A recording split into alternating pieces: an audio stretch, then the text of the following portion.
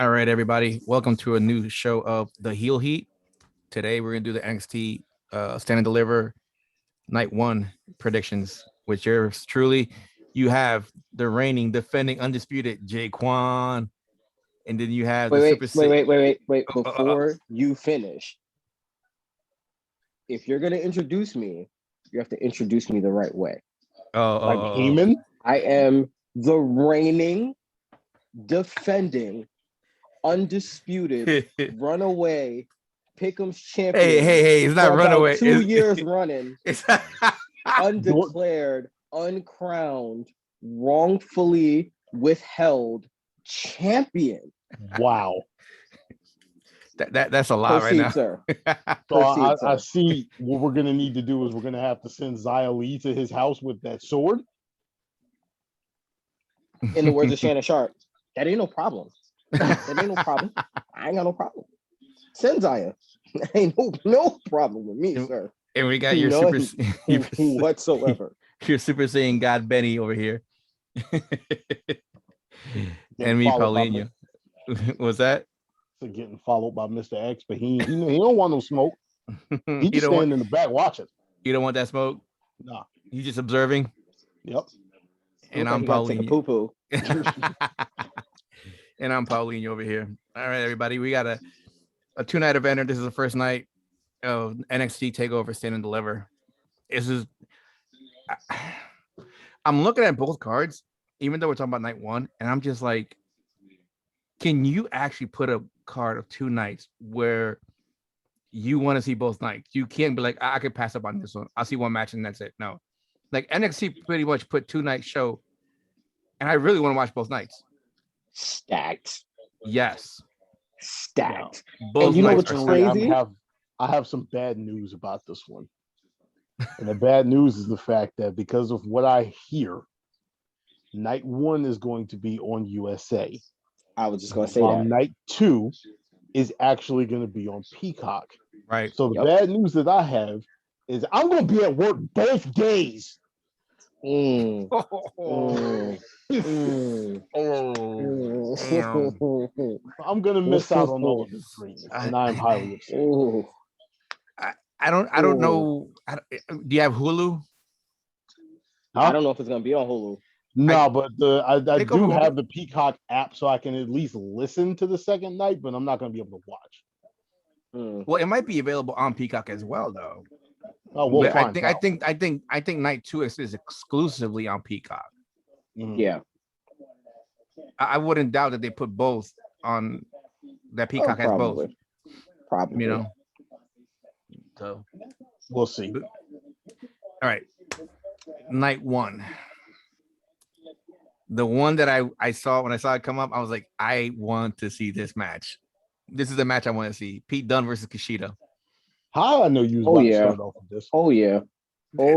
When I was watching that battle royale, and I'm like, the way and I like I put in that chat, I like the way they did it because of the fact that they both eliminated each other and they just kept fighting. And it's like it's a brawl. Like, I want to fight old school way. I like it. Plain simple. We fight. We hate each other. Let's go. You know, nothing too crazy about it. I like the way they did it, and this is gonna be a banger. This is the one I really want to watch that night. And there's a lot of good fights in the match, but this is what I really want to watch. And it's hard for me to pick a winner in this one. So for now, I'm gonna hear your guys' voices, opinions on this one before I figure out who I think is gonna win this match. Jay, how are you looking at this match? This one is tough because it's one of those matches where it's truly unpredictable because it doesn't hurt either guy if they lose, but it doesn't necessarily help either guy if they win. Like, they're winning and their momentum is towards what? Because Kushida just lost out on the North American title like 2 weeks ago. Pete Dunne just lost for the NXT title like 2 weeks ago. So both guys are coming off of losing major title feuds. So again, both guys are established, but who are you trying to build here? Like, now that Danny Burch is hurt, so Pete Dunne's faction is done. Kushida is going nowhere fast because they're not going to put a title on him. So like, what do you do with either guy? You just let them go out there and wrestle.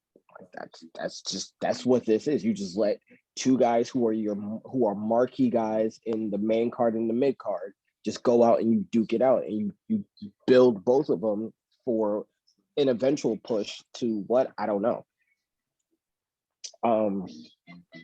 But I'm gonna say that Kushida gets this win only because if you build Kushida, you still have an outside kind of like, well, he's never challenged for the NXT title, so you can still build him up as a baby face going to the NXT title.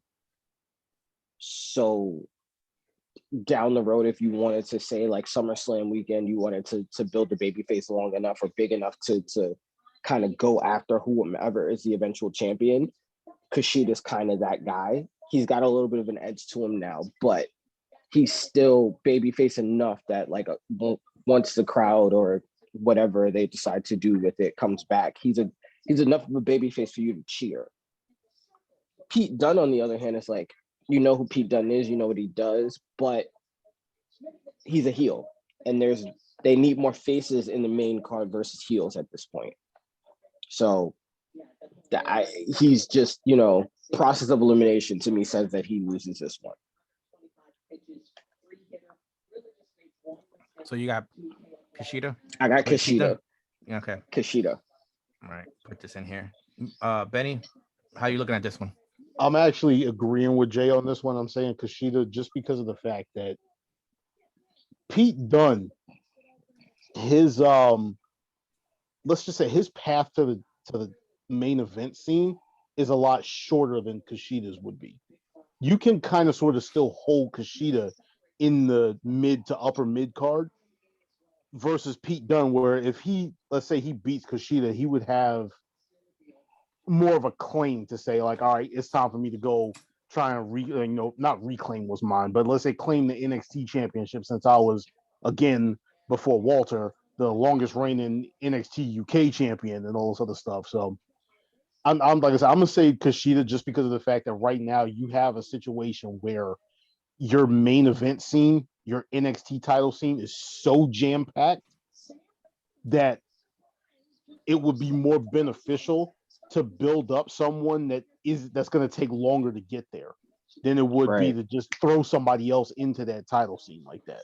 Right. So I got Kushida as well. Okay. So I'm looking at it this way, and Jay, you made a good point. Pete Dunne just lost his faction that he was in.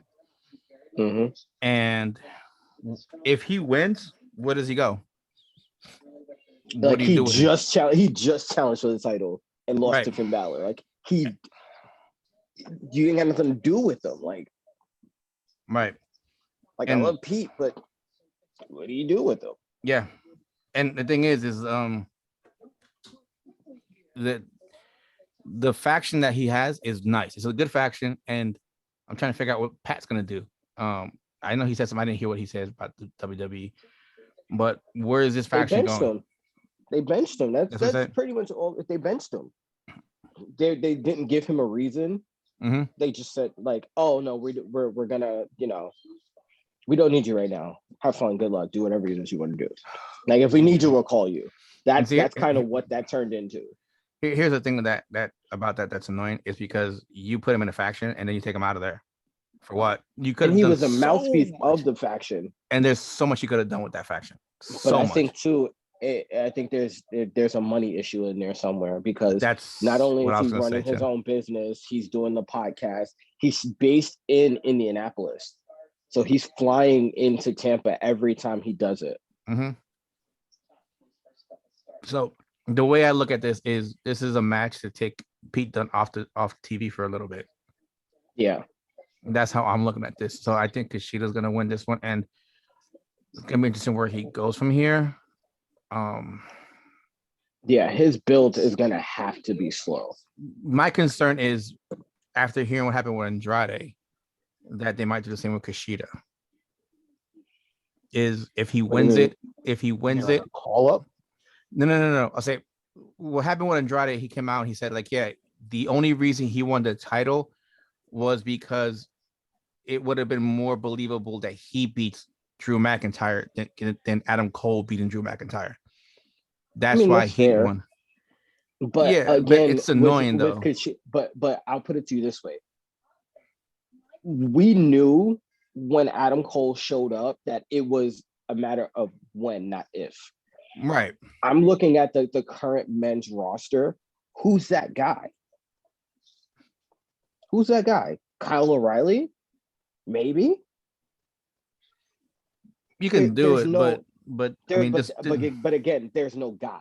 here's the That's thing. the difference in this situation. We'll get to that conversation for night 2, and it'll be an interesting one to have because it's going to go into a certain areas a lot. But I think Kushida with this win, he propels himself a little more to the main title picture. I agree. Not all the way, but he Right. kind of gets his foot into that conversation. Mm-hmm. So I have think, Kushida again, in this one. It puts him square into the conversation of getting a rematch with Johnny Gargano for the North American title. It puts him definitely back into that conversation. Right.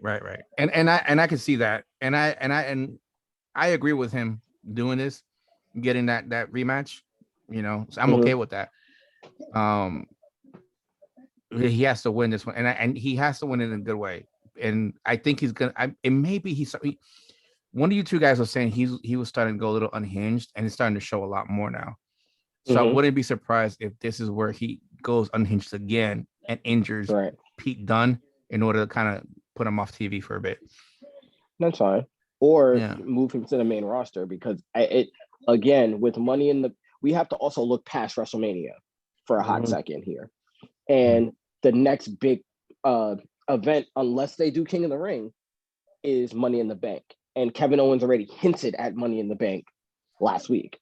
So I'm looking at it from a situation of, even if you look ahead, they don't have 10 guys that can compete in a Money in the Bank for each title. They don't have 10 guys right now that believably you could put in and be like, you know what? Yeah, I believe it. And it's going to look a lot like that sorry behind one we had last year. I was about to say that. I was like, look at the one that we had last year. Like, it was horrible. Yeah, but again, they also understood, like, it's vocally known that one was terrible, right? And if they're trying to get fans back and they're trying to work to get the fans back, they have to set themselves up to put together a product come Money in the Bank that can really bring in people.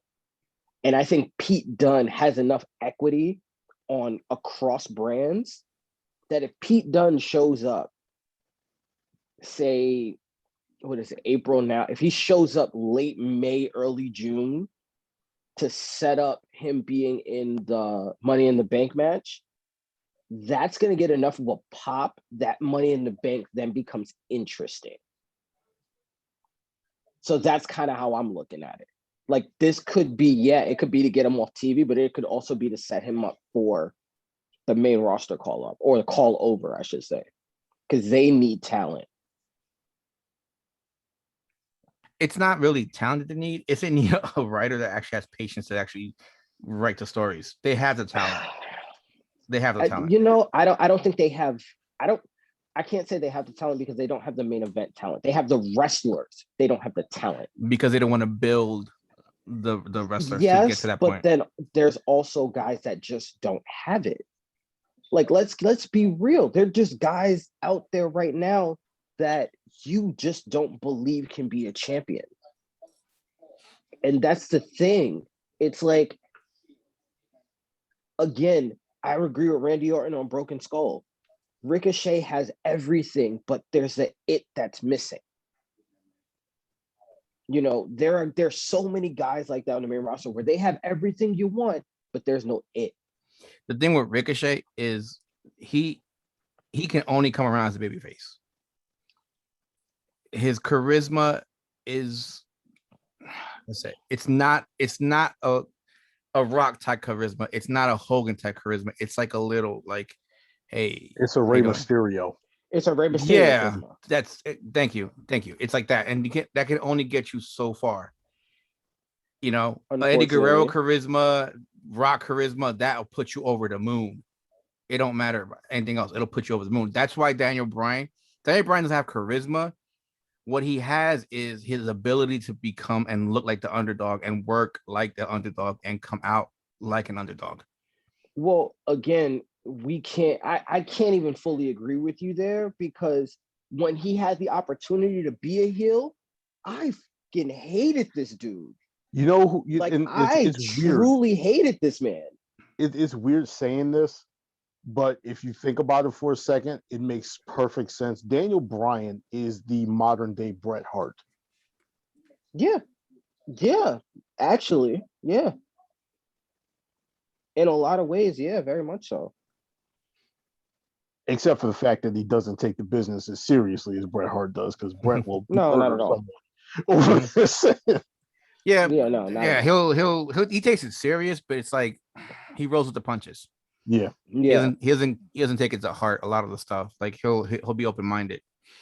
Like, Ricochet kind of reminds me of X-Pac in that sense, where like X-Pac was a star in his own right, but he didn't really get propelled into superstardom in a lot of ways until he was paired with the right group. And I think, again, that's the issue with Ricochet. You have to find the right faction to highlight him. And that's why he should have been in the Hurt Business. I don't think the Hurt Business was the right faction. I don't. You need something that's a little less centralized, because the Hurt Business, for all it's worth, like, think about DX for a second. DX, although we knew who the faces of DX were, there was never a central figure at any given point. Like, sometimes it was Triple H and Stephanie. At one point, it was Shawn Michaels and Triple H. At another point, it was Shawn Michaels, or it was Triple H and the New Age Outlaws. At another time, it was the New Age Outlaws, X-Pac, Triple H, China. Like, they were all kind of, yeah, and they could all work together. So it was like it was never like even like the Nation was kind of like that until The Rock just kind of shined through. Yeah, but the thing with DX, you have to remember who was in there. It was HBK and Triple H, and they had some power back there, so they can actually that pull, so they can actually voice and use that to rotate everybody. Nation Domination didn't have any pull.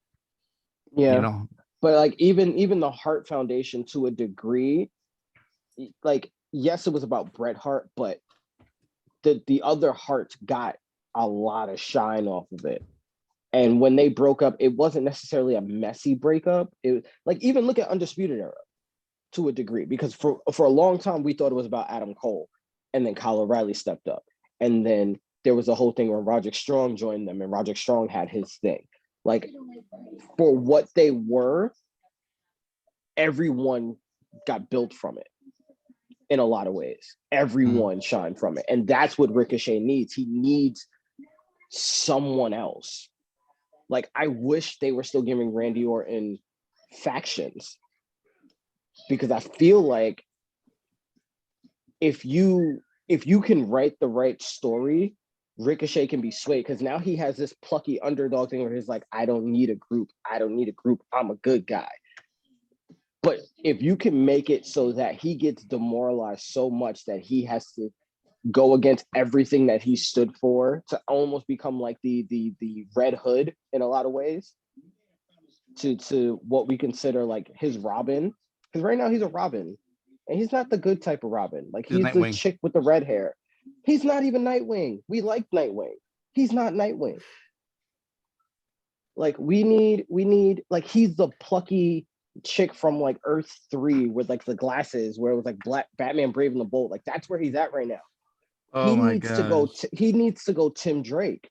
Like, he really needs to go Red Hood, full Red Hood, where he's not quite the villain, but you can't have him getting squashed by Drew like that after he beat Drew in the Royal Rumble. Like, again, for me, it's a situation where you look at, like, if you could take Baron Corbin's character now and give it to Ricochet, star. Like if you can give him like that kind of win and have it be, say, for example, as much as people don't like it would seem like it's an undercard feud, but like him and like him joining Apollo Crews, and it'd be like him and Xavier Woods in the finals of the King of the Ring after Xavier Woods has petitioned for the King of the Ring for so long, and he's like, that's the one thing in my career that I don't have that I can do before I retire. And you have Rico beat him, but you have Rico beat him dirty. And you have it be a situation where like Big E's out there to support him, and you still have the Big E Apollo Crews thing, but then Rico turns on Big E, and then Xavier was like, what the crap? And then Apollo Crews hits him with the finisher, and Rico wins and then joins him. And you have like the whole King Prince Puma thing, and you have that like Nigerian royalty thing going on, and you just go with the whole like little royal faction or whatever. You just want Rico to come out with that crown. That's what you want. Yes. I mean, they moved in a good direction. They put him back in pants. So I'm happy about this. They took him out of the Go-Go Girl shorts and they put him back in pants. So it's progress. But again, you need he needs to be Prince Puma. But that's what I'm saying. Like there are certain, but a guy like Pete Dunne, his face turn is him doing this all the time. Like that's the extent of a face that he is. He's never really a face. He's never going to be a face. But when you need him to be a heel, that's why he was so successful as the UK champion, because he wasn't really a face. He wasn't really a heel. He was just a guy that would punch you in the face. Mm-hmm. And I think in Money in the Bank match where there's so many egos, Pete Dunne isn't so much an ego guy. He's I'm a punch you in the face kind of guy. And I feel like that'll go great with whatever show you want to put him on. Like he doesn't have to win the match. It's just, I feel like taking him off now would set him up perfectly for that down the road, because he's a guy that has proven, like he essentially helped build two brands so far. Like he built NXT UK. He's helped build the mid card of NXT, and he's helped build the main card of NXT on multiple occasions without ever getting the payoff of winning the title. Like, what more do you need to see from Pete Dunne? You don't need to see anything else. You need to get him in a pay raise and put him on Raw or SmackDown, and just let him like run through everybody. Yeah, that's all I'm saying. Let's get back to this card. All this after just talking about one match. All right, next one. I have many thoughts. What's that, Benny? It's been a minute. That's all. Yeah. All right. So this is one that we all got excited about. The triple threat match for the tag team titles has been vacated. Grizzled Young Veterans, MSK, and Jay's favorite team, Legado del Fantasma. Oh my God. This is another one that's low-key tough, because if you want to step back and look at the last 8 months of booking, any one of these teams rightfully could win and deserves to win. Like there's anybody who wins this match, there's no losers in this match. Like MSK, Rocket, you get it. The problem with MSK winning this early, though, is that at some point they have to lose. So them winning this soon is like, are we just building them for NXT, or are we putting a rocket on them, letting them win in NXT so that they get like the build, and then we put them on the main roster because we know the Rascals have that kind of thing where they'll bring other fans. And the tag team divisions on Raw and SmackDown are dreadful. So we need to inject some real tag teamness. Like there's that. But then there's also the fact of we've barely gotten to see them in a chase. And so far, they're really like, they're Street Profits level good in terms of promos and entertainment. So do you want to pull the trigger on them already, or do you kind of want to stress this out a little bit and make it so that they have to chase someone and really chase someone and really get the crowd behind them and really get people to believe in them consistently and then put the titles on them? Like that's kind of the question with MSK. Grizzled young veterans have already dominated the UK scene. Anyone who's paid attention to Grizzled young veterans at any given point understand how great that team is. Like they give you athleticism, like they give you the kind of smash mouth that the Dudley Boys gave you with the athleticism of like an Edge Christian or the Hardy Boys, but not with the flair. Like it's a punch in the face, but they'll still do some flips, kicks, and suplexes and stuff like that, you know? And their promo is literally like, we're gonna fight everybody, and that's it.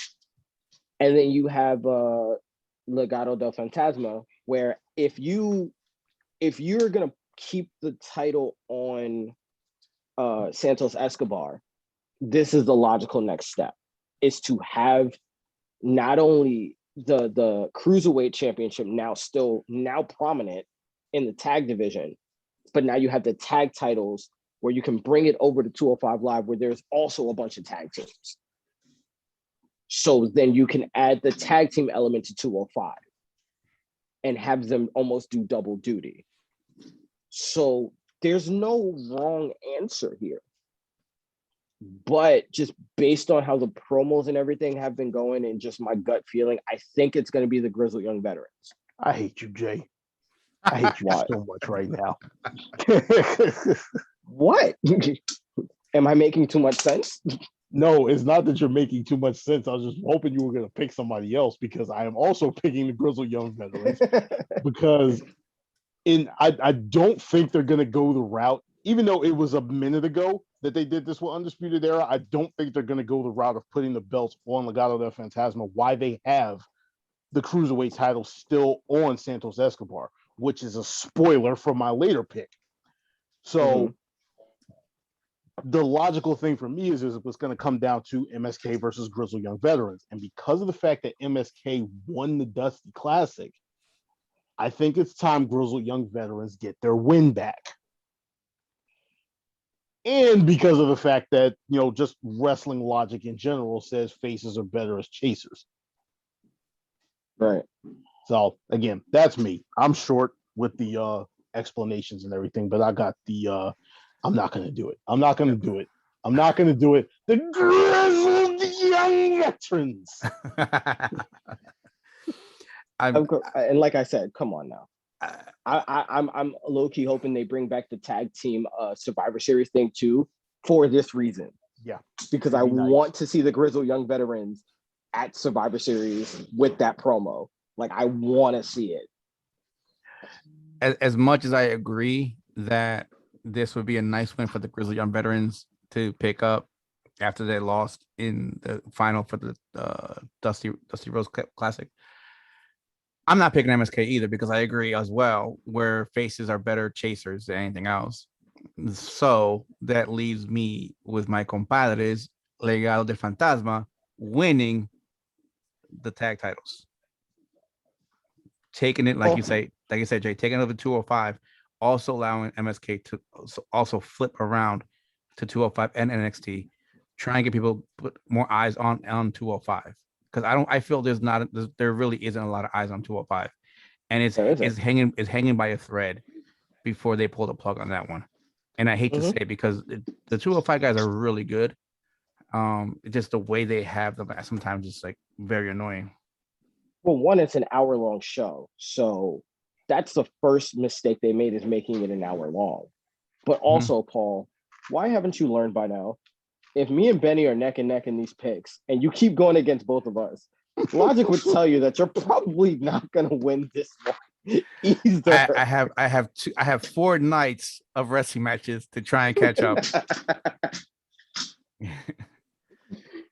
Plus, you don't consistently watch NXT, so I'm really questioning your choice to kind of flip on us right now.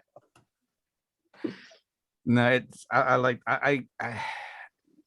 don't get me wrong. I would like for you're picking the pick that I would like to pick, because right. I agree with you. Everything about that makes perfect sense. The problem is Vince or Triple H don't care about the cruiserweights. No, I hear you, but here's the thing too. If anything, the Grizzled Young Veterans would have lost MSK. Fine, get it. I get it. Have MSK win the Dusty Cup Classic, but I think they had a match afterwards and they still lost too. I'm just like, you can't have these guys losing so many times and then winning this belt. And I feel the same thing about Legado and Fantasma, but I'm just like trying to balance it out between those two because I don't think that putting the titles on MSK right now is a good idea. And we all agree. It is we all a agree. terrible idea. We all agree. They would make better chasers than anything right now. So, like, as much as I want to agree with you guys in GYV, something just tells me like it's not. It's gonna suck because they're really good as well. Mm-hmm. I just don't think they're gonna put titles on them right now. I think they're gonna go on another route with these belts right now, and it'll be Legado de Fantasma. That's just the way I see it. Again, the problem with this is, here's my thing. I knew the Cruiserweight Championship wasn't going nowhere in 12-5 Live when you had a mini feud between Santos Escobar and Karrion Kross. And it was out of the clear blue and it was random. I'm like, so you've really just run out of things to do with him. So you're going to be like, hey, you've done such good work. We're actually going to put you with an actual star, even though you're going to put him over. That's essentially what that sounded like. Yeah. When in reality, wouldn't it have made more sense for him to feud with Johnny Gargano? Someone who fits his size better, can give him a better wrestling match, and actually has a title that he could eventually actually take. Makes more sense. It's annoying, but I mean, it is what it is. Yeah. It is what it is. But I'm just saying, Paul. I'm like, bro, come on. The numbers don't lie. Why are you doing this to yourself? All right. So the next one is the Gauntlet match. I want to say Battle Royale. No, we had the Battle Royale. Which was Battle Royale was on a hot mess. That match was a hot mess. It was a hot mess. Yeah, I'm like, what are we doing here, guys? Like, you kind of already knew who the six were, but it's also like, what are we doing here? Yeah. And then when I like, they still didn't explain it right, because what I figured is once you get to six people, the match was over. And then like people started going over the rope, and then they started being like, oh, he's gonna be the first one, he's gonna be the second one. And I'm like, oh, that's what that's what we're doing here. Okay, cool. It didn't make sense until it was actually happening. Mm-hmm. Though I don't like this. I don't hate this format. Like, I kind of like this format. Like, I wish this format would be used for the Andre the Giant Battle Royal, though, where it's like not for the world title, but like a gauntlet match for like the number one contender for like the US or the Intercontinental title. Like, that would make more sense to me. It would, but because then it would actually give the Andre the Giant Battle Royal some significance. And then you can say the Andre the Giant Gauntlet match. So you have an Andre the Giant match on multiple nights. So it makes you want to actually watch the Andre the Giant Battle Royal instead of giving them that really stupid, giant, doofy trophy that means nothing. And then even like Zack Ryder, or whatever his name is, Matt Cornella, or whatever his name is now. Cardona. Was like, Cardona, there it is. Sounds like Carbonara, but whatever. He actually tweeted, he was like, yo, I feel so bad for the guys in this match, because, and then if you look at the talent in this match, I'm like, bro, what? You got all of Retribution, you have the rest of the Hurt Business, you have Baron Corbin again. I'm like, bro, why do you keep, like, what is happening right now? Like, there's actually talented people in this Battle Royal, like, and you're giving them nothing to fight for, when quite literally the US title is on the line against Sheamus, who, for all his fantastic work that he's done, this is the payoff that you're going to give him? Like, you're going to give him a US title match on a champion that we're not even sure how long Matt Riddle's going to be champion, instead of, yes, using this to have Matt Riddle's next challenger so that you can actually storyboard what you're going to do with him down the road. Or better yet, Big E or Apollo Crews. Have someone else instead of running it back for like the next 3 months and then doing this all over again at Money in the Bank. And it's like, bro, can we stop? Like this is lazy booking when literally NXT is giving you the blueprint on how to do this stuff and how to build they're doing this for a mid-card title. They're not even doing this for their most important title. And y'all can't take a clue. Y'all can't take a hint. They got 2 days. They gave y'all what, like 4 days now, and y'all still can't take a hint? Come on, bro. Why is William Regal being a better GM than Stephanie, Shane, Adam Pearce? Like the only one that was actually Sonya Deville. He's better than all of them right now. Just because he keeps making all these wacky matches. Like, come on, man. This would have been a perfect setup for the Andre the Giant Battle Royal. And they just whiffed it on it. That being said, this match, if it's not Dexter Lumis, it's wrong. That simple. With this story, the way it's going, the winner of the match is 100% Dexter Lumis. And Dexter Lumis is going to go on to fight Johnny Gargano on night 2. Benny. Just a couple of things before I make the pick. First, what we were talking about earlier, the Paul Heyman Instagram post. You know that was a response to Kayla Braxton saying who wins this fight. She posted the same picture.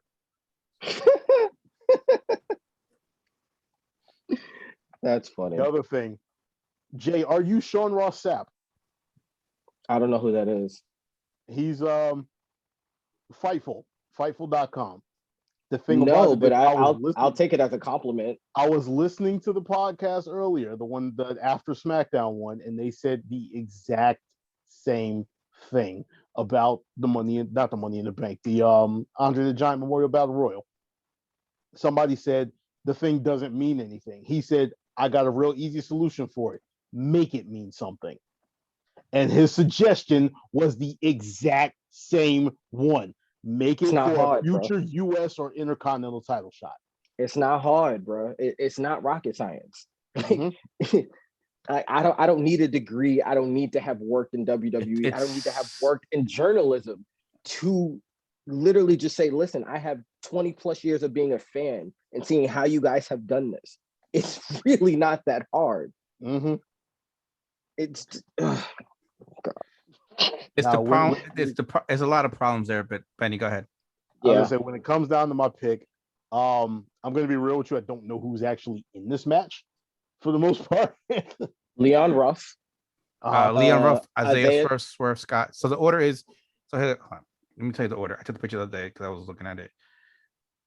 It's Leon Ruff, Swerve Scott, the honky tonk dude. The honky tonk dude. So it's Leon Ruff is 1, 2 is Isaiah Swerve Scott, 3 is Bronson Reed, 4 is Cameron Grimes, 5 is Dexter Lumis, and the last one is LA Knight.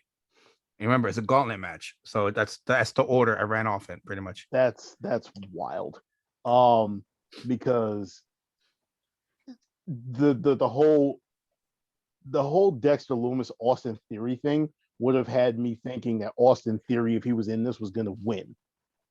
But if the winner of this is going on to go for the North American Championship on the next night, then there really is nobody else you can pick besides Dexter Lumis, except if he comes out there and gets his win back, LA Knight.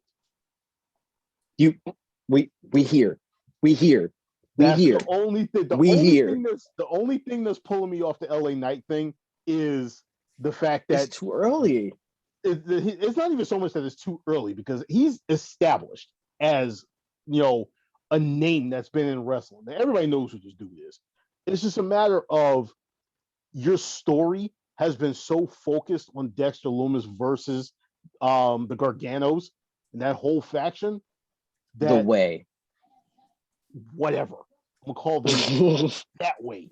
The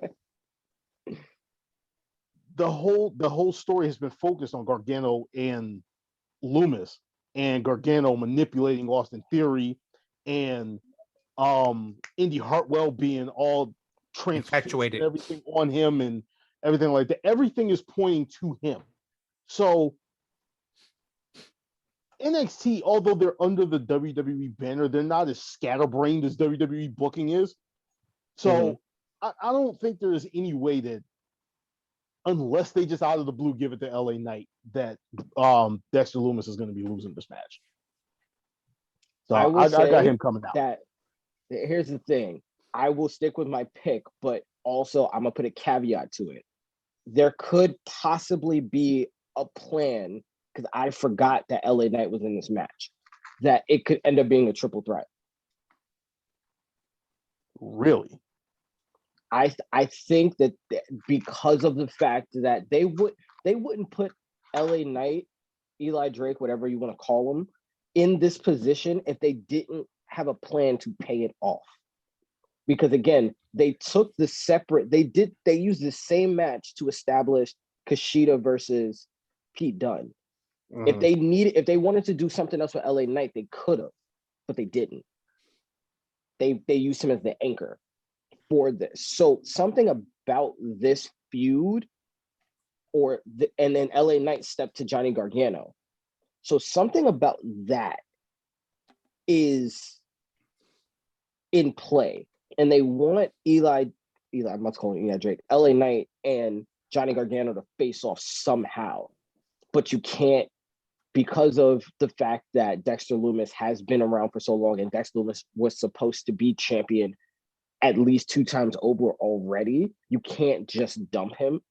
The best way to do it would be to do a triple threat match where it's a double pin or something. Or it's like they call the match. Like they do the stupid thing where they just call the match and it's a no contest. So then they're forced to have a triple threat match. Don't be surprised if there's some shenanigans there. Benny, who are you going for? I got Lumis. I said the only like the other thing that's pulling me off of LA Knight is dude's debut. He went out there and just basically got wiped across the floor by Bronson Reed. So it's just like, yeah, like what are we doing? Coming in with any momentum besides his name? Like, right. So that's another thing. Here's how I'm looking at it. This. I feel like this is a swerve match. The easy and the obvious answer is Dexter Lumis because of what they're looking at. You know, the feud with Johnny and everything. Hey, you know what? Let's get it going. But I agree with Benny as well. Why have LA Knight in this match just to lose? Especially if he's Jada said that. Yeah. Okay. Yeah. But see, here's what I'm saying. Why have LA Knight and then have him at the end as well? If he's to lose. Why would he be the anchor? You know, why? For what reason? You know, if anything, he should have been eliminated, like the last one eliminated before he got to the final 6. You know, in that match. They could have added anybody, but they did it. So that's why. And the funny thing is, if you look at the way the numbers are, whoever is fighting Dexter Lumis is going to lose. That's the way I see it. Now it's a matter of who you think is going to win, Dexter Lumis or LA Knight. Okay, that's the thing. But then there's the small caveat of Bronson Reed, where I could see LA Knight coming out and costing Bronson Reed the match against, say, Dexter Lumis or something like that, or against whoever is a survivor, and then have Dexter Lumis just come in and wipe the floor with them, or have, because then they could use that to kind of here's the thing off that feud. I like where you're going, and I'll add some more to that. LA Knight causes Bronson Reed to be eliminated in this one. LA Knight wins this. LA Knight faces Johnny Gargano, but Bronson Reed causes LA Knight the match. And Dexter Lumis comes out and continues his feud with Johnny Gargano, even though he wasn't in the match. Or the other way that you can do it. It sucks. LA Knight comes out, he calls Bronson Reed. Dexter Lumis wins because Bronson Reed returns the favor. That's what I'm thinking. Go immediately into LA Knight Bronson Reed feuding, which can then go into, okay, whichever one of these guys wins this feud can then move on and be the next challenger for whoever comes out between Gargano and Lumis. I don't disagree with that. I thought that for a second, but in my theory, it was like, what would be worse, costing LA Knight this match or causing LA Knight the championship title against Johnny Gargano? But you sacrifice one story for another. You're elevating the LA Knight and Bronson Reed story even more because No, of the you're fact not. that you're costing Dexter Lumis again in that process.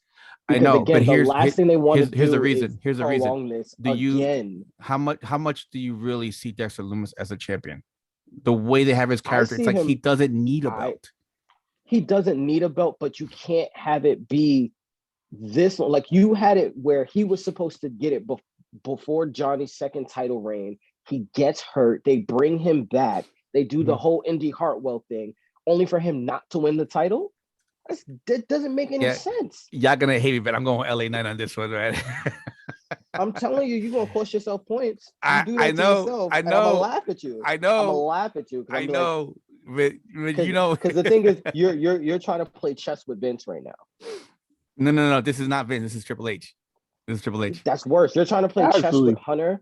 I think you're actually trying to play chess with Shawn Michaels right now. No. True. Trips is back. Trips is back. Oh, okay. Listen, I think Shawn Michaels. I think he's letting Shawn Michaels kind of run this one, and then he's going to take over after this. I wouldn't mind seeing Shawn Michaels take over NXT if Trips takes over the main roster. To be honest, because I think that would be incredible. That would, because of the fact that they work together so well. Like, hey, who's ready to come out? Who's not ready? Like, they can work together on who's coming up to the main roster. One thing, if that's the case, there'd be a lot better communication between the two of them. Oh, I could see continuity actually existing at that point. You know, so now it's 2 matches in a row that I'm actually steering off from what is the most obvious response, and I'm going in. So the next match we have is Walter, the NXT UK champion, coming over and facing Tommaso Ciampa. Benny, how are you looking at this one? I don't think there's any chance that Tommaso Ciampa wins this match. However, I am going to say that Walter Ciampa is probably going to set the bar for when it comes to match of the year within WWE. You think so? Yeah. I think that this right here on next Wednesday, you can mark that date down, because on December 31st, when everybody is up there doing their little, match of the year candidates and award ceremonies and everything like that, I have a feeling that this is going to be top of the line with it, unless people start doing recency bias. Yeah, and we have to apologize. We didn't do our end of the year awards. this That's all right. It is what it is. Yeah, 2020 was weird. Yeah, it was crazy. Here's my thing. I have a question. When was the Walter Ilya Dragunov match? November, I think. Okay. Because that's my only caveat to that statement is, if it's gonna be that, it has to be better than the Walter Dragunov match, and that match was a fucking barn burner. But Benny, you need to finish your prediction. I said Walter. I said Walter. I don't think there's any way Ciampa wins. I just know that this match is going to be a flat out banger. I really hate to agree with this, only in the sense of, like, imagine Ciampa as the NXT UK champion and moving over to NXT UK for an extended period. Oh, that'd be beautiful. Because like I would like that too. Now you have to watch NXT UK. Like, it is no longer an option as much as it now is a mandate, because of the fact of, look at all Ciampa has done, seemingly coming out of nowhere. Coming out of the clear blue, out of nowhere in NXT, and making himself essentially the Triple H of NXT. And all that he's done and all the surgeries he's come back from. Now to give him a brand new pool of opponents of all shapes and sizes in a different style, where everyone basically, and he'd come in hated because he'd be the American holding the NXT UK title. So, like, the story writes itself. That being said, they're not going to do Walter like that, and they don't want to lose Walter, so it's going to be Walter. I don't know who's ever going to beat this man after like almost like 900 days, but I was just going. I don't know if y'all saw me because I don't know how y'all have your screens and everything set up when you were in the middle of your explanation. I just remembered somebody. I don't remember the dude's name, but there was a debut in NXT UK not too long ago, almost along the lines of Walter's debut. Mm-hmm. To which I forgot who it was. It's yeah, one of those. It's one of those guys overseas that us wrestling fans, us casual U.S. wrestling fans, probably wouldn't know. Mm-hmm. But like the guys who understand the circuit out there, definitely do know him. I know who you're talking about. I just don't remember his name. It was like neither do I. I know that my man sat up there. Brawly dude. Yeah. Some but thick cue ball looking mofo. They're basically playing it off like he is going to take that belt off of Walter, like Walter took it off Pete Dunne. Yeah, like he pushed him and then Walter fell, and that's like the first time you ever seen Walter fall and all that. Yeah, I know who you're talking about. That guy. Yeah, some thick, burly cue ball looking mofo. Yeah, I know who you're talking about. That's another reason why I'm like, you can't really drop the title now. Like, it doesn't make sense for him to drop the title now with all of that in motion. But also because of the fact that because NXT UK is still so young, I don't know if you want to start adding Americans into, like, the only American that's actually gone over there and been semi-successful was Cassius Ohno, who we still don't know where or what he's doing. But like, yeah, like you can't add an American there because it kind of defeats the purpose. So I'm going to go with Walter, and I'm going to secretly, in my heart of hearts, hope that one of these days before he retires, they let Cesaro go to NXT UK and have a run at NXT UK. Yes. I want that so bad. Like, more than anyone else, I want Cesaro to go, and I want Cesaro because Cesaro deserves to be that kind of champion and be the face of a franchise in a lot of ways. And I think NXT UK would strongly benefit from having a name like Cesaro being at the top of the brand. That's my only caveat, but I'm going to go with Walter. I agree. There's no way to disagree with that. I was going to say, now you want to agree. Now you don't want to go off the reservation anymore. You can't with this one. Like, you can't. Like, how can you really? How can you make a case for Tommaso? I'm hoping he don't like rupture Tommaso. Like, I'm hoping he don't pull a Big Show on Kofi Kingston, like rupture Tommaso Ciampa's like pectoral muscle or something. Because like you see the stills of like when Walter wrestles, like he literally like indents his hand. Yeah, and, like, he will cave Ciampa's like whole chest. Like he might kill Ciampa, and I'm like, Ciampa's got enough injuries to work with. Like, can we stop trying to kill Ciampa, please? And that's although what I do want to say, what happened with what's his face, his tag partner, who I think is hurt. Who's Tommaso's? Timothy Thatcher. Who they were hinting at joining Imperium. I was just about to say, I know they're doing the whole thing where they're hinting him joining Imperium, but I would absolutely love to see him versus Walter. Give me the two of them in the fight pit. Ooh. Chill. That's too much smoke. That's too much smoke. You can't do that. I don't know. I wonder what they're gonna do because of the fact that Timothy Thatcher is American, and the one thing about Imperium is like they're all like European guys, different countries and everything like that. So I'm like, are they going to do this? So that's one thing I'm going to look at in this match if Timothy's there, and if like Tommaso somehow like something happens, like, you know, with Brock, like, oh, Tommaso like took his legs from under him. Oh, now he's coming back. Now he's doing this. He's coming back, and next thing you know is Timothy Thatcher does something and costs him the match, and that's it. And he turns on him. It would be weird. I don't know why. Because it kind of stopped out of nowhere. That little storyline. So I think I'm wondering. Got hurt. I think he got hurt. I thought he was fine. I don't know. I don't know. But we'll find out. He got hurt. We'll find out Wednesday when this one takes place. And the main event for night 1, Io Shirai defends against Raquel Gonzalez with Dakota Kai in her corner. Benny? All right.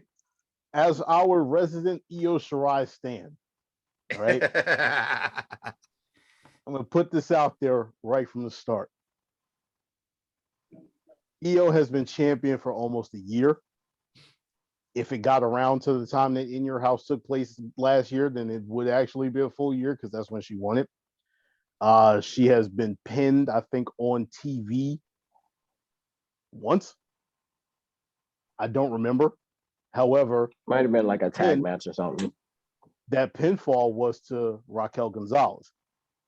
Now, what I am going to say is that this is also WrestleMania weekend. And regardless of whether NXT is being portrayed on WrestleMania or not, they are a part of this weekend, which means that somebody is probably getting a nice little entrance, meaning Io Shirai is probably going to get Poppy bringing her out. And you know, Io Shirai's chances of winning when Poppy sings her out go up about 12,000%. That being said, she's not winning this match. Io, thank you. love you. Game over. I got Raquel. I've heard murmurs and whispers and concerns galore that people are absolutely terrified that Vince is going to destroy Io after this weekend. Because he will. Come on now. It's a fact. He is. Mm-hmm. Especially with the like it's almost too poetic that you have the Asuka versus Rhea match and then you have the Io versus Raquel match, because every participant of those 4 women have been tag team. They've all been in tag teams with each other, like Io and Asuka and Raquel and Rhea. So it's only fitting in a lot of ways. And I think Asuka does have to go away for surgery. Don't quote me on that. I believe she had it already. I gotta double check. Okay. I don't remember. Instagram that she did it. Oh, well. But I do think they're probably gonna, because Asuka has been working so hard during the pandemic and during the pandemic era, I think Asuka may get an extended break at this point. Asuka or Io? Asuka. Okay. Because Asuka was like that champion during this whole, from when Becky Lynch gave her the title to now. But how many times she's defended it though? That's the thing. But that's my thing. It's the fact that it's not her. That's not on her. I know. But I'm saying, like, you're. I see what you're saying. She's defended. She's had it for so long. Okay, go ahead. Let me finish. I'm saying she's been the consummate professional and the consummate champion. So I do think she has earned a well-deserved break. And you already have her replacement in Io. In terms of that type of weird, wonky, whimsical character that is, diverse in WWE terms. So I strongly believe that Io's had a great run, but I also strongly believe that Io would make a hell of a Money in the Bank winner. So I think that this is Io's curtain call with NXT. And I think that they're going to flip the title onto Raquel. And with Raquel, you have a lot of built-in storylines. You have someone that you've essentially tried to recreate the whole Rhea situation with. They didn't do a great job of it, but they've done a decent enough job with it. And my biggest thing is, if she doesn't do it, who will? And also with the fact that Ciampa is about to debut on NXT, NXT is getting crowded with those type of characters. So if you flip Io for Ciampa and you flip Asuka for Io, you keep your ratio. So I'm going to go with Raquel Gonzalez. All right. So this one real is quick, tough. Quick before you do it. Yes, Asuka has had her mouth surgery already. Okay, she has. I still think she's going to get an extended break though, because she's been grinding. I don't disagree. She's been grinding, and I really truly think that because of the fact that, like, again, you don't have Becky, you don't really have Charlotte, you just, there's no one on Asuka's level right now that really is there for her to work with. So why not just give her a break, build the rest of the women's division, or destroy it, whichever you want to, and then just re-debut all your heavy hitters at the same time. This is another one where we all agree. Jay made a good point. Like he said, if it's not Raquel, who is it going to be? Who is it going to be? I mean, you built Raquel to be strong, and not for nothing. It's hard not to make this sound as bad as it's going to sound. But if EO beats Raquel, it's not a good thing. I don't care how you do it. You know, we could do not it. To mention the whole Spanish audience thing. Yeah, there's a lot of ways to mention. There's a lot of ways you can do this, but it's just not a good look. The way you build Raquel as this monster, you want to keep that, and you want to put that on there so that way you have other women fighting to get that belt. Now, EO, granted, yes, this is her swan song, and what better night, what better show on this one, and main eventing it as well too. Like, what else can you ask for? So I think I agree. I think Raquel wins this one. I was contemplating maybe somehow EO wins this and Dakota is the one that cost Raquel the match. And then they split up because it's been hinting here and there, like Dakota here and there. Dakota's awake. Yeah, the Dakota's awake. Yeah, but I'm just like, that would be dumb because so then what are you gonna do? You can have Raquel lose on NXT Takeover and then like win the belt like on a regular show. Like it makes no sense. The same crap they did with Rhea. Yeah, that make no sense at all. So I'm like, it has to lose. It has to happen here, and the Dakota Raquel split up has to happen later on. They're just soaking the seeds now, and I'm okay with that. Maybe have it where Dakota tries to help her or something, like, and then it doesn't go as planned, but it doesn't cost her the match. But then Raquel starts like kind of like, yo, what the hell? You almost cost her the match. You know what? Truthfully, as crazy as it sounds, and this is one that's probably a little far off, wouldn't it make more sense to wait for Tegan Nox to get cleared before they broke them up? And then have Tegan cause the breakup so that not only do you finish two storylines at the same time. If you could guarantee that Tegan Nox is going to stay healthy, then I would say yeah. Yeah, that's the one thing about Tegan. Like, it's her knees. I love her to death, but her knees just keep exploding on her. Yeah, she's talented, but it just for some reason her knees just can't stay. But what you could do in that sense, if she would agree to come back as a manager, you could have her manage Raquel and still do the swerve. Well, you can have her starting to intervene, kind of like, hey, Raquel, you won this belt on your own. You don't need her. Look what happened to tag team belts. You lost it because of her. Look at all this and that. And you carried the team to win the Dusty Cup Classic for the first time ever for women's tag team. Yeah, we're given the tag team titles, but then y'all lost it because of her. You won the women's title on your own, and she almost cost you. That's what I'm saying. If they have Dakota in here where she almost cost Raquel the match, it's going to soak more seeds for maybe something like that to happen, or whatever else they're going to do. But it will sow the seeds for later on. And that's what you got to do with this feud. With this specific one, you have to do that. You have to, because Raquel has to win this hands down. EO can, as much as we like EO as champion, she has to go up. Her time has expired. That's all it is. Like, there's nothing else for EO to do. No, there isn't. You run into a situation right now where with EO, because of the fact that Ember and Shotzi are now, indisposed or doing something over there on the side with the women's tag titles, they're not in a position to be a challenger for her. So if not Raquel, she has no other challengers. And then you have to wait 6 to 8 months to build the other challenger. Right. Yeah.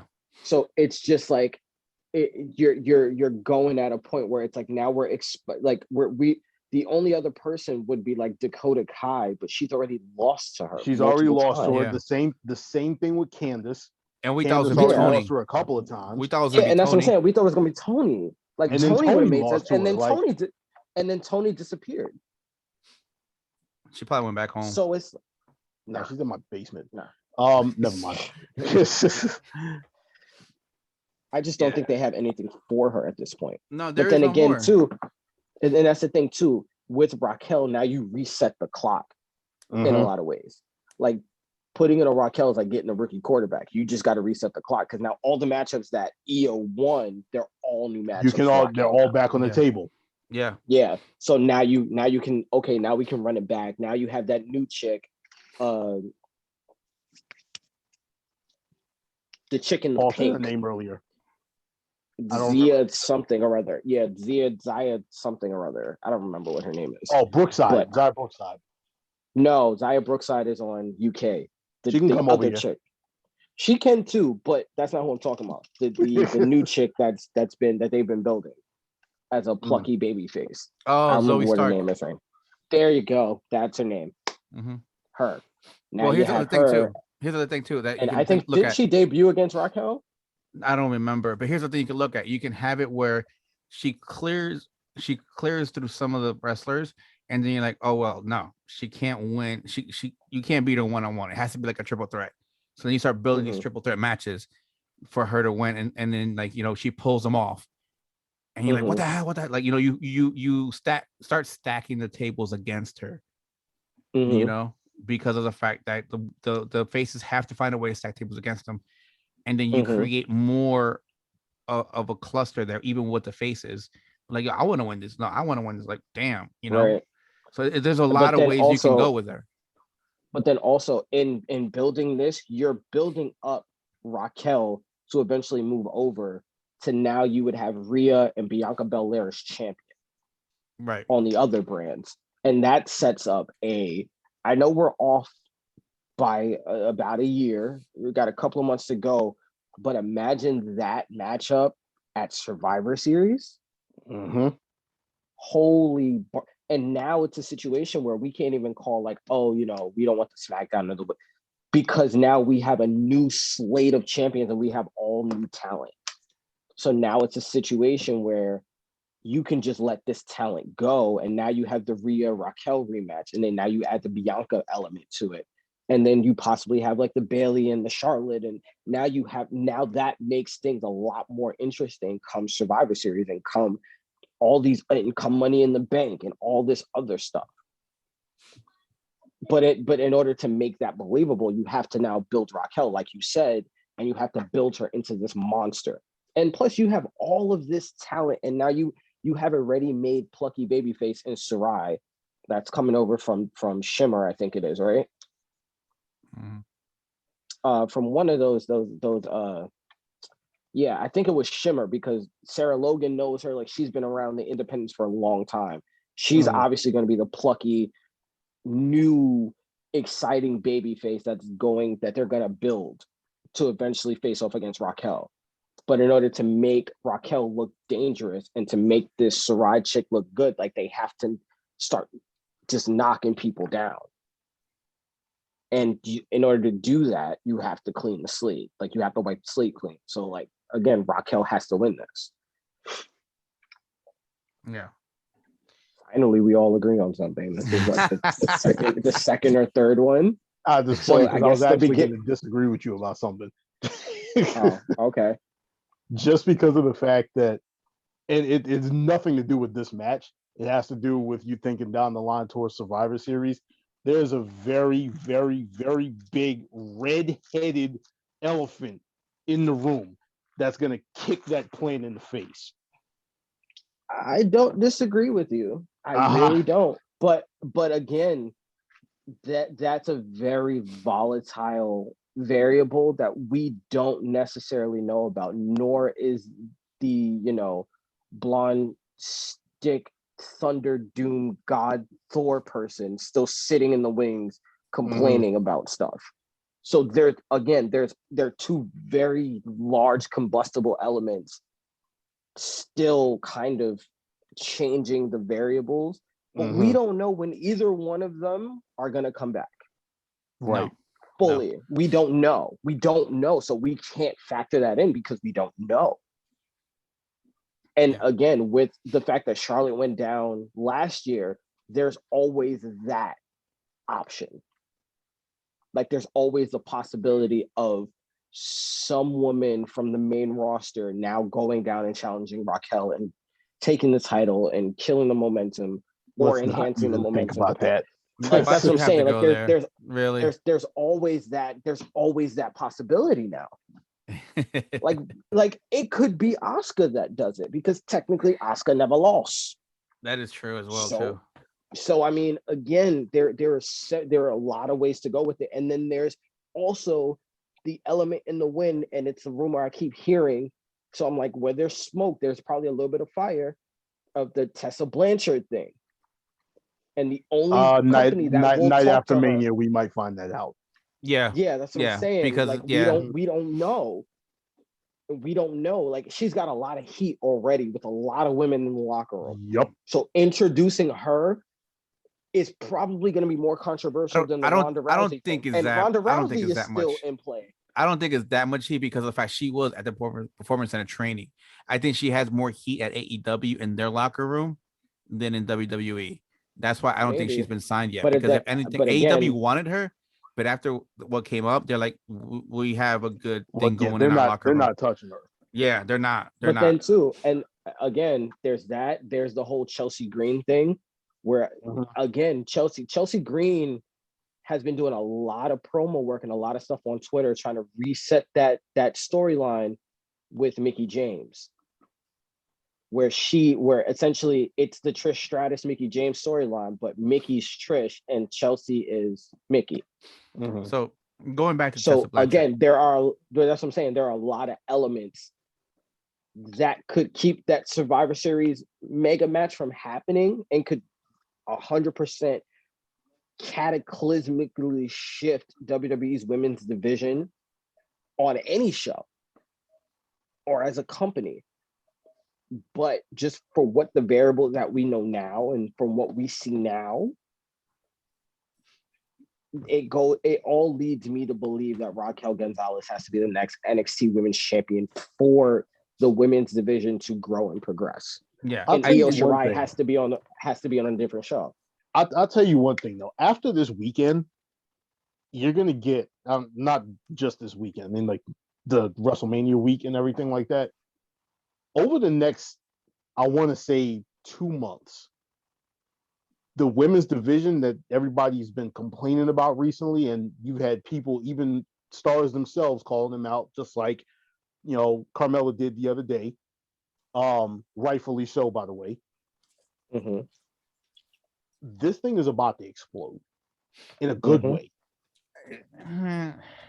It's about to explode in a good way because you have a lot of potential getting ready to happen. Listen, we both brought them up. Charlotte and Becky Lynch getting ready to come back. If, depending on when Becky comes back. But Becky then, done her little snapback thing and is already in the gym while she was pregnant. Yeah, she's killing it. She's killing it right now. Like, bro. You have the potential for Io going up to the main roster. You have Rhea Ripley on the main roster. Bianca Belair's on the main roster. You still have Bayley there, even though she's not doing anything at the moment. Sasha Banks is still in play. You already have, whenever they decide to, and like I said, whenever they decide to, given my air quotes, because I'm going to say this at WrestleMania happens, when Shayna Baszler and Nia Jax lose those titles, you have Baszler waiting. You still have Chelsea Green, who has to come back. You still have Peyton Royce that is trying to get a push going on. You guys have a lot of faith in them. I have a lot of faith. And here's the thing: somebody putting Vince McMahon in the $1 Million Dream, and because here's the thing. Here's the thing with me: they can't even do the men right. They can't do the men right. So how can we expect them to do the women right? You know what the situation is with the women? It's this idea that on the exact same wavelength that you have with the men's roster, where you have to have a guy, Vince has this same idea that you have with him with the women. And the problem is, Becky got pregnant. She left. Ronda Rousey decided she wanted to start a family. She left. Still ain't pregnant. Now I know, but now Oh, that's cold. That's cold. Now all of a sudden you had this whole this chemical thing that happened with Charlotte not too long ago, where they took her off of WrestleMania because they thought she was pregnant. The whole And then she got COVID. WrestleMania, the whole thing with WrestleMania was supposed to be her versus Lacey Evans. Lacey Evans got pregnant. Vince is starting to get scared. Mm-hmm. Vince is, this is why like, oh, go ahead, Betty. Finish what you got saying. I'm saying that he's thinking, or this is me going off my own headcanon of this situation, that he is sitting up here and he is projecting his fears of him putting the rocket on one person to be the face of the women's division and them leaving. And that's the thing. Because of that, that's holding back everyone. Yeah, and that's the thing with the women's division. Unfortunately, women, they say women's prime is, they were like women, why is men, wrestling their 40s and 50s and all that stuff, and that's their prime, and not for women. Unfortunately for women, if they want to wrestle that long, then they have to sacrifice family. They really do. And some women want to have a family. I mean, look at Rhonda. She wants to have a family. I wasn't trying to take a jab at her, but I'm just saying she walked away from wrestling because she's going to try and have a family. Now, here's the other thing. Maybe she got pregnant. Maybe she's pregnant. We don't know about it. She's kind of private. For all we know, she's probably pregnant right now. Last I heard, she was training. So we don't. We don't. I don't know. That's the last word, is that she's been training. Yeah. So then you have Becky, who got pregnant, wasn't trying to, but it happened. And you got Charlotte, who they messed up and that's all, she was pregnant. But I won't be surprised if she gets pregnant because. But again, right after that, she got COVID. Right. And then that's the reason why you can't, it doesn't matter if it's men or women, you can't base everything on one person because anything can happen. Anything can happen. If it's a female wrestler, if it's a female wrestler, she could get pregnant if she's married. You can't tell a married woman to deny her husband from having sex with her husband, and then even tell him like, "Hey, wear a condom." Hell no, I'm married to you. Why am I gotta wear a condom for? Okay, fine. She takes birth control, but you just never know. Sometimes it just still doesn't work. Sometimes stuff happens. Yeah, some things happen. So it's like you can't build a women's division around one person. That's why what needs to happen is somebody needs to get to Vince and let him know you need to start loosening up your grip on some of this stuff and allow Heyman to do what he did with the SmackDown 6 for the women's division. The problem is that everybody's around him like, no, Vince, you can still do it. Yes, he's surrounded by yes men. Nobody has, because that's what he surrounds himself with. Well, even Trips, like, no, he could still do it. He could, my man. What do you mean? He broke up the Iconics because he wanted to push Peyton Royce. Then she has a sit in the back, and then goes like, "Oh yeah, I forgot she was there." You broke them up. If you can't remember that, how the hell are you gonna remember to do anything? And he's about to put both of them back into a tag team. Well, no, now he's about to put Billie Kay back into a tag team. Yeah, Peyton Royce is in the tag team already as it is. She's not anymore. Not anymore, but she was. And it's like, why the hell did you break him up as it was? Like it makes no sense. He is now at the point where, hey, you're a consigliere. That's it. You can't run this, but you can advise me. That's what has to happen. Like, I know this is baby and all, but like, dude, just enjoy your grandkids, do all this, whatever. And there's that video that showed him like working out like a beast. Okay, I get it. You can bench press and do all this weights, but it doesn't mean your mind is still sharp enough to do all this other stuff. So could Ric Flair, and Ric Flair still had that thing where he had to slow down. Same thing happened to Rip. And wasn't Vince just in the hospital not too long ago? Yeah, but they don't want to talk about that. I was he in the hospital, or was that the thing with his brother? No, he was in the hospital. He was in the hospital. His brother passed away. He was in the hospital before the thing happened with his brother. Oh. Yeah, so there's a lot that can go right. And like I've always said, and I've always preached this, the women's evolution by WWE was BS. It was a money grab, and they proved it because of the fact there is no other pay-per-view for women. There's only been one. And this is pre-COVID. On top right. of the fact that they had the opportunity to run a second one when everybody was stuck over in Saudi Arabia, but we ain't gonna talk about that. Nope. And again, that's not anybody on this panel saying that there's a slight against the women's roster. It's talking about WWE not being committed to a women's revolution. Mm-hmm. Yeah. So with trust that, me, if there's any other group that wants to push the women, it's us. yeah, we want to see they're talented. They're all talented on all three shows. They're very talented, and I've even said it myself. They could probably have their own show themselves, but the question is at that point is who's writing it, where is it going to be at, and is there really going to be a full commitment by Vince or whoever to do that? It's possible, but it is possible, especially if you put Stephanie in charge and you put female writers in the room. I don't want to see her in charge. I really don't. No. Mm-mm. Okay. Nope. Right. And with that, we'll end this preview for night 1 of NXT Takeover Stand and Deliver. Come back and check out night 2 and the previews for that. We'll see you soon. Peace.